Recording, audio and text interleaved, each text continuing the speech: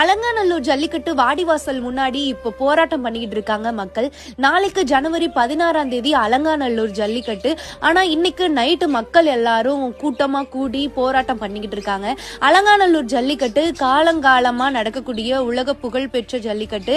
அப்படிப்பட்ட ஜல்லிக்கட்டுல அலங்காநல்லூர் காளைகள், அலங்காநல்லூர் மண்ணுக்குரிய காளைகளுக்கே முக்கியத்துவம் இல்லை, அலங்காநல்லூர் காளைகள் வந்துட்டு புறக்கணிக்கப்படுது அப்படின்னு சொல்லி மக்கள் எல்லாருமே வந்துட்டு அலங்காநல்லூர் காளைகள், அந்த உரிமையாளர்கள், அந்த மக்கள் எல்லாரும் சேர்ந்து இப்போ அலங்காநல்லூர் வாடிவாசல் முன்னாடி போராட்டம் வந்துட்டு பண்ணிக்கிட்டு இருக்காங்க. ஸோ அரசுக்கு வந்துட்டு கோரிக்கை வச்சுக்கிட்டு இருக்காங்க.